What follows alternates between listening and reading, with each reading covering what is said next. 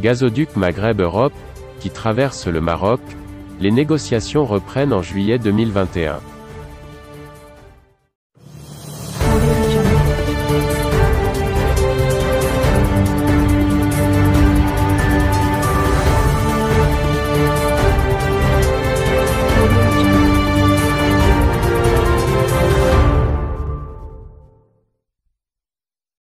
Les négociations pour le renouvellement du contrat d'exploitation du gazoduc Maghreb-Europe, qui arrive à échéance en novembre prochain, vont reprendre en juillet 2021, apprend L360 de sources autorisées.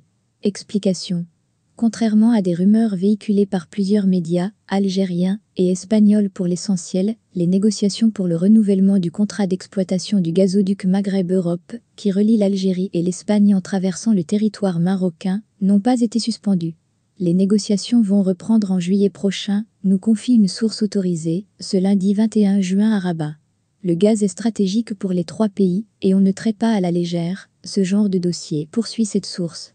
Après 25 ans d'activité, le contrat d'exploitation du gazoduc Maghreb-Europe arrive à expiration en novembre prochain.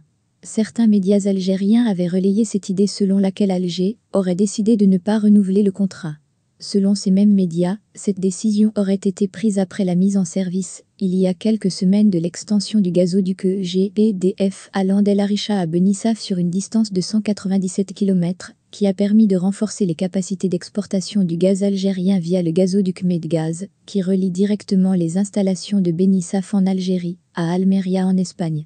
D'autres médias, espagnols cette fois-ci, El Mundo, avaient relayé les mêmes rumeurs. Il faut rappeler que le Maroc perçoit quelques 7% de redevances sur le gaz transitant sur son territoire, soit entre 650 et 800 millions de normal mètres cubes de gaz par an. En valeur, les redevances varient en fonction de l'évolution du cours du gaz, hydrocarbure qui est corrélé à celui du pétrole.